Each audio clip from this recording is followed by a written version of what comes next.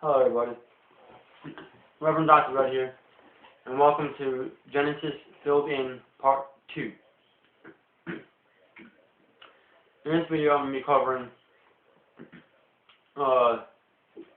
why God flooded the earth and asked Noah to contain all the animals and beings of the earth onto the ark. It seems to be a very popular question everybody has nowadays, particularly amongst the atheists, who ask, well, if God is so great and so perfect, how come he had to destroy his creation? No, everybody understand that, yes, God is perfect, man is not. God is perfect, Satan is not. Satan is evil. Now, it says that in them days, there were giants amongst the earth. And these beings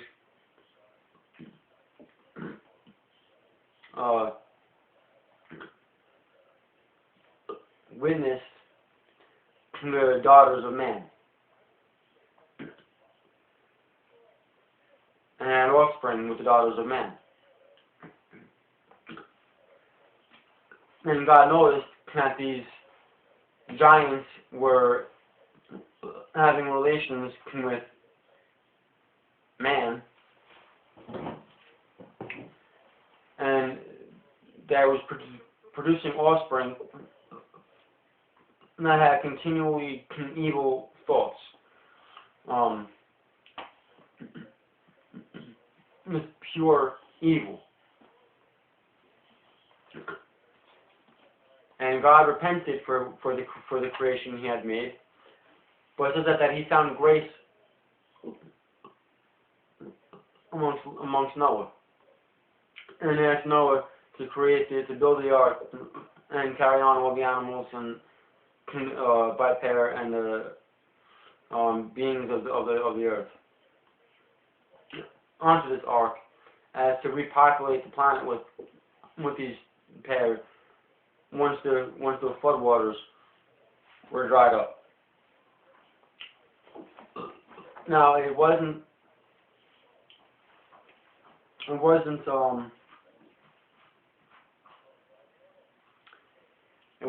God's creation that he was seeing as evil, that was bad, that was destroyed.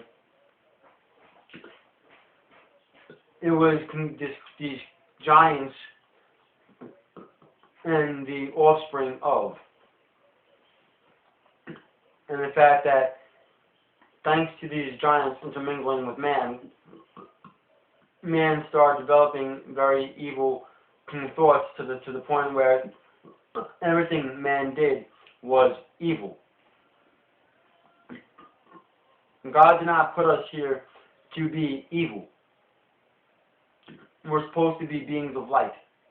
God's children are beings of light, beings of truth. And as we all know, evil is darkness. You can't be a being of light and harness darkness at the same time. It doesn't work. Darkness is literally going to consume you. And that's exactly what happened to these people. They allowed themselves to be consumed by this very dark mindset, to the point where each generation being born, all they had was evil thoughts. They were becoming creatures of darkness.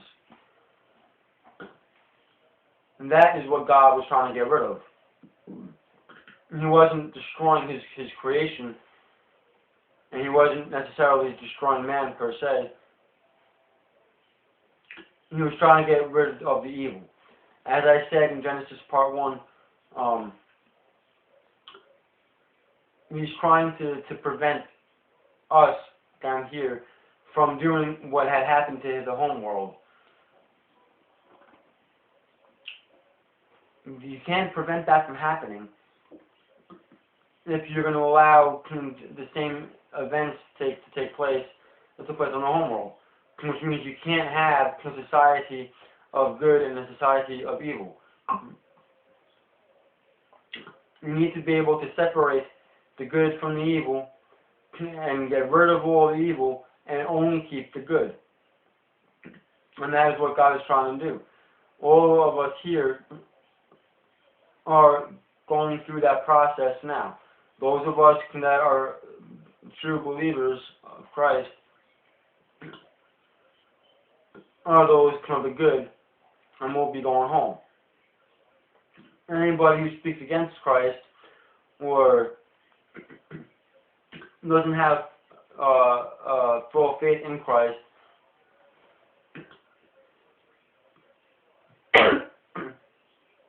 is that of the evil, and we all know that they're going to be going to hell. And that goes without said, eternal damnation. Now,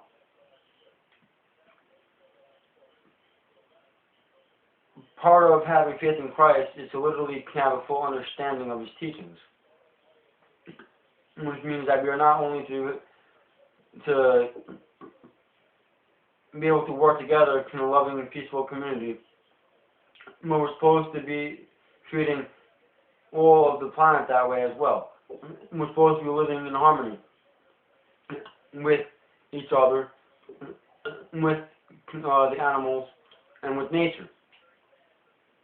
And if you have this very evil mindset, it's kind of impossible to live in harmony, because all you're going to be looking to do is you're looking out for the betterment of yourself, and it doesn't matter to you the cost of others or of nature, so long as you have your betterment.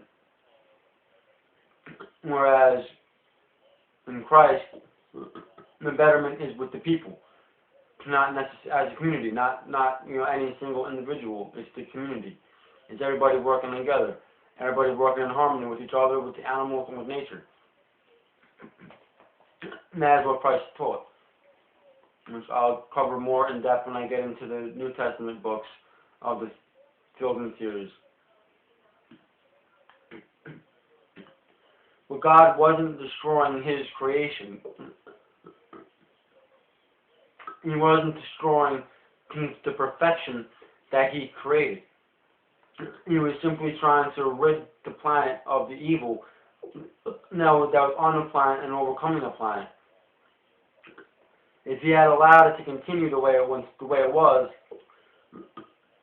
there's a good chance that even Noah's family down the line would have been pulled in and suckered in by all this blasphemy and heresy that was being taught, and suckered into this dark cloud that was consuming the planet.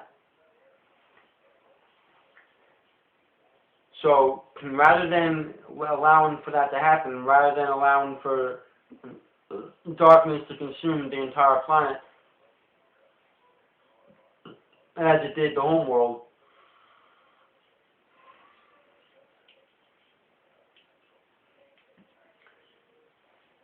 God chose to do something about it, that being to destroy it. Part of the reason why there is still so much evil in the world today, aside from the fact that it was already pre-written to be this way, and aside from the fact that Satan was banished to this planet, to the earth, out of heaven, and he's allowed so much. Aside from all that, part of that is because we don't really know who was related to who before Noah, as far as who was partaking in evil and who wasn't in Noah's family. So there's a good possibility that there was a little bit of evil seed within Noah's bloodline. And then you also have the fact that through the imperfection of man, it was inevitable to once again happen, where evil was going to start growing and beginning to consume the planet.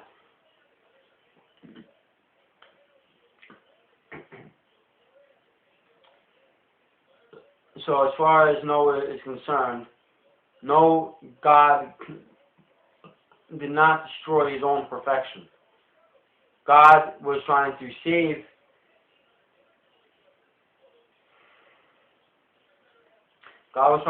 his perfection.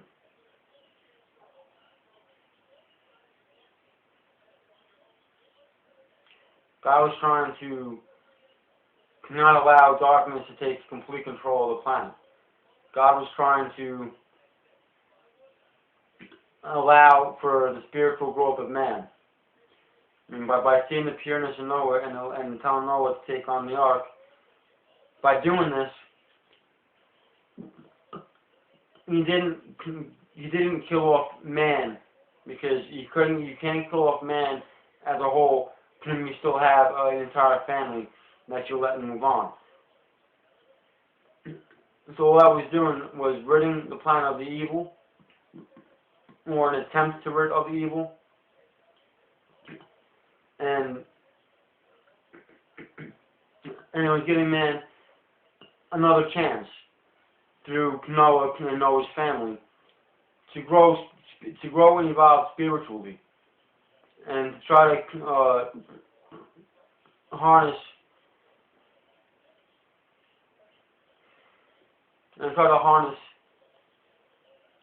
what God has been teaching us, and to work as one with the planet, in perfect harmony with the planet, with the animals, and with each other.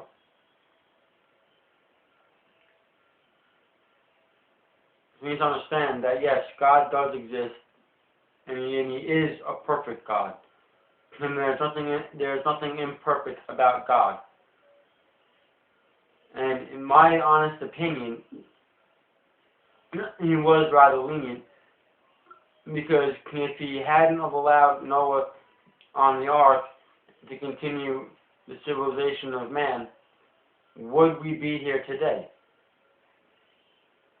I mean, obviously, Noah goes back to the bloodline of Adam and Eve, and all of us go back to the bloodline of Noah.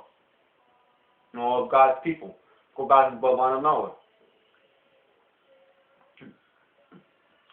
So if God cut it right there and didn't allow the furtherance of Noah, and started the creation of man all over again from scratch, would we be here today? I mean, obviously, if God got rid of all man as a whole and put man again back on the planet, in a sense, yes, we would still be here. But would it be us? Would we know? Would we be alive today? Or would we not be set to come into down the road yet?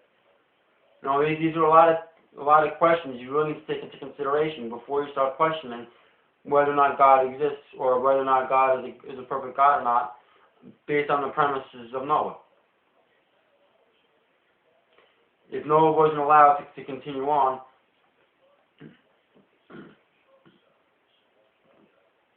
we simply wouldn't be where we are today. All of nature that is today wouldn't be here. All of the animals we have today wouldn't be here. All of the insects we have today wouldn't be here. Man today would not be here. We'd either be back in time someplace, or we wouldn't be here at all. Because how are we supposed to know if God was going to start over again or not? How are we supposed to know that He wasn't going to change His mind? We don't know what God's thinking. Only God knows what God's thinking.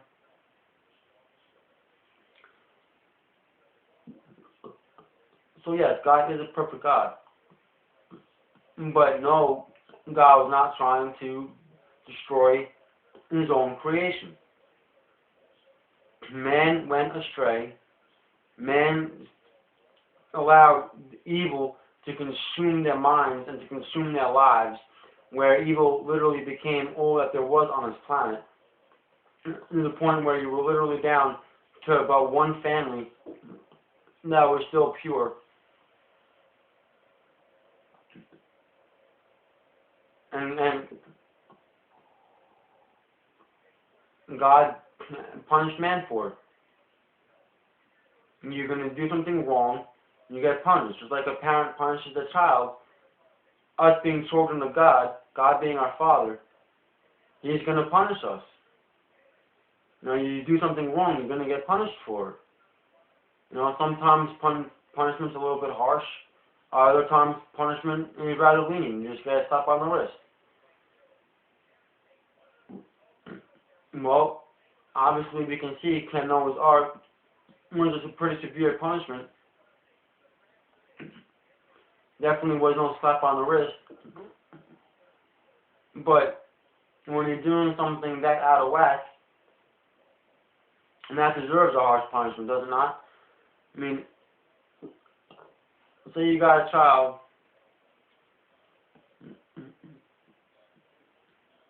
and he simply knocks over your glass of water off the table, or a glass of whatever off the table. That's only a slap on the wrist, right? I mean, whether it was an accident or the kid's looking for attention over, it's not that severe. It's only a glass of liquid. It's almost slap on the wrist. But now say he's out and he's somewhere in a room in the house where he has a tendency of playing ball or whatever in the house, running crazy in the house. And in the one specific room that you don't want the child to, because there's a lot of things you can break in that room, whether they can just break and hurt the child, or it means a lot to you, or what have you. And one particular day, this child goes in that exact room, and goes crazy, and then comes close to injuring himself, but in the process, damages a lot of breakables in the room. Now, the fact that he just destroyed that room, almost hurt himself, and was told not to do that, don't you feel that deserves a punishment a little bit more harsh than a mere slap on the wrist?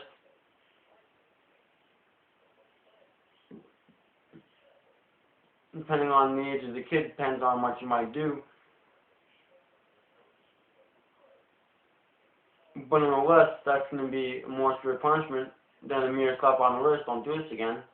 Because now that child was warned not to do that. They did it anyway.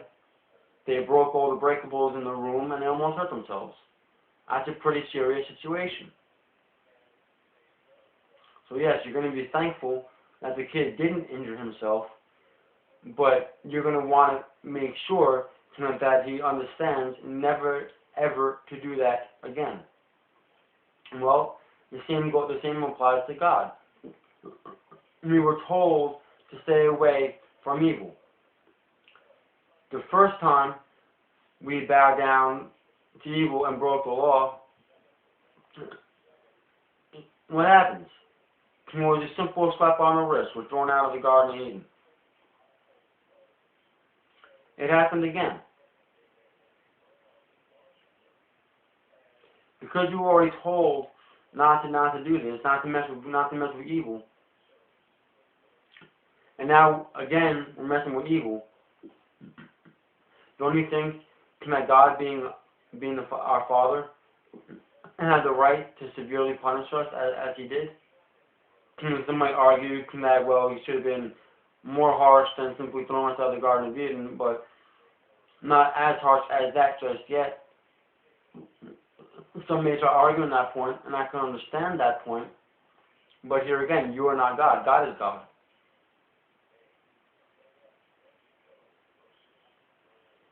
So, fact of the matter is, we were always told not to play with evil. We were reprimanded for playing with evil. And we were told to not play with evil again. Well, we play with evil again to the point where man as a whole was literally consumed by this evil. So God punished man. God said, look, I told you you can't do this. You're trying my patience. I told you you can't do this. That's it. Time to clean up. And he had Noah collect all the living creatures onto the ark and start the flood waters. Harsh punishment, yes. But it was to punish man for messing around with evil. And we're deliberately going against God. And when you go against God, you're going to get punished for it. You don't go against God and then expect to tell God how to punish you. That's like having a child and your child is going to tell you how to punish him or her for something they did wrong. Now, if your child actually gets to determine their punishment all the time, I don't know about you, but I'd love to be your child. I can go out there and do whatever I want. And when I get caught for it, I'll say, well, how about my punishment is a bowl of ice cream? Or how about my punishment is a brand new car? Or how about my punishment is, I don't know, $100 million? Those don't sound like punishments to me. Those sound like gifts. And that's something you want to do when your child is good. If you have that kind of money, $100 million is a lot of money. But you want to give a gift to your child when it's doing something good. Now when it's doing something wrong. So no, God wasn't destroying his own creation. He was simply protecting his creation. And he was simply correcting man for what man was told not to do. We were told not to play with evil, we were playing with evil. That's like telling your child not to play with matches. And then go and play with matches and they start to burn the house down. You managed to put the fire out. Okay, fine, you saved the house. But you're not going to punish them for it? What happens if you can't save the house? The house burns down. Now you're not going to punish your kid for that? Well, God destroying Earth back in Noah's day wasn't any different. The planet was literally being consumed by evil. You can't allow somebody to continue on with something with evil, especially when you said that you don't want evil. If you tell your child that you don't want evil in any way, shape, or form, and they start doing evil, that deserves punishment. And that's what man got. That's what this planet got. But as you can see, it wasn't destroyed.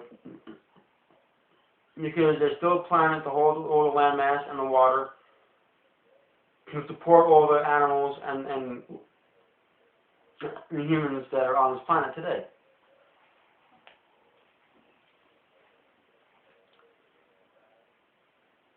I mean, it's all right there in the Bible. God did not do this to destroy his creation. He did this to correct us. not destroy us. It was a lesson that apparently many still have yet to learn. And so I suggest you go out, if you don't already own one, and grab yourselves a King James Version Bible, an authorized edition,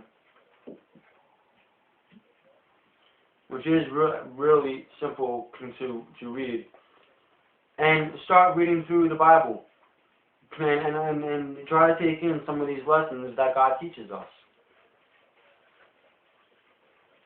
And if anybody has any problems with the reading through of the Bible, or the lessons within the Bible, A, that is one reason why I'm doing this series right now, because the truth need be heard. And B, if you live locally to me, we can meet in person. You can come down to the ministry, and we'll have some Bible study going on. Or if you don't live locally to me, and you would like me to explain to you how to read the Bible, and what passages mean what and what not, just let me know. Send me an email, comment in the video, or contact the ministry on one of the ministry's email addresses. You can find all the contact information for myself and the ministry at spiritualmessiahministries.org, spiritualmessiahministries.com, and reverend.red.com. The links will be in the description of the video. And I will set it up with you where, if you like, we will do a live video chat, and we'll go over whatever part of the Bible you want to go over. And I will have a little Bible study through the video chat. That's perfectly fine with me.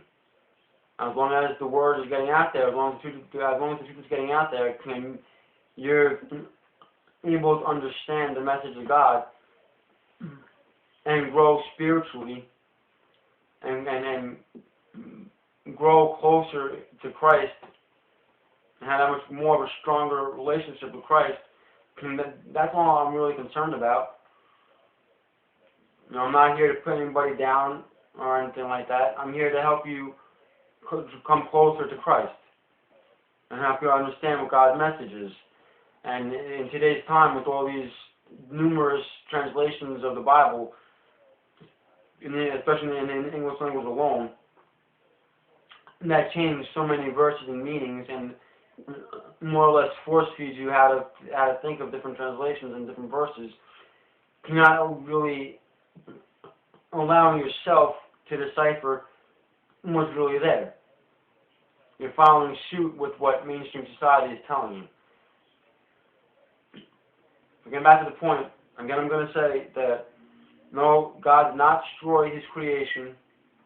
He was correcting man for disobeying God. You do not disobey your parent and get away with it. Us being God's children, we are not to disobey our Father and get away with it.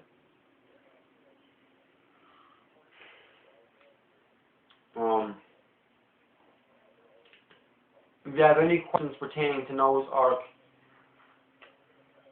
or anything that I kind of sort of went over in this video, feel free to ask me, and I'll try to go more in depth.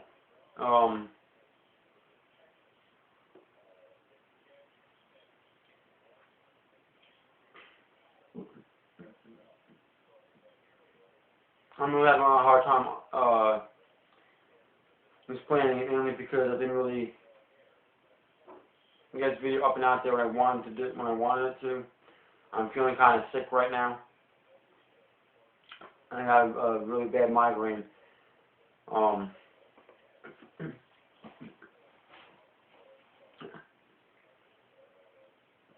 I kind of came off my train of thought there a little bit. But I believe the basic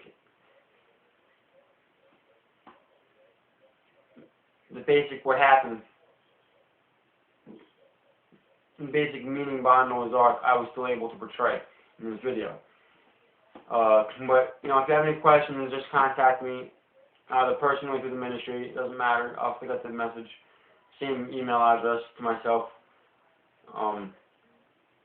And I'm sure whoever at the ministry receives the email, if I don't receive it myself, will notify me about it. We are a small ministry at the moment, so it's not like it's going to get lost in the email and it's going to take weeks on end to get back to you. Normally it only takes about a day, sometimes less than a day, to answer our emails. If you have any questions pertaining to Noah's Ark, or anything between what I covered in Genesis Part 1 and Noah's Ark, let me know in the comment section or an email, or however you want to contact me. Facebook, Twitter, what have you. And I'm more than glad we answer your question.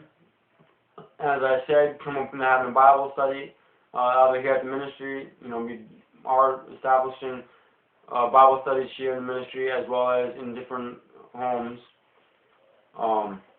You are welcome to join us.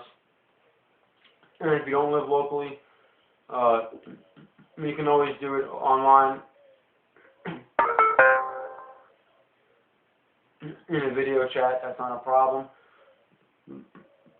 We do have some home churches spread out, so you can also ask about your local area. There's a home church you can go to.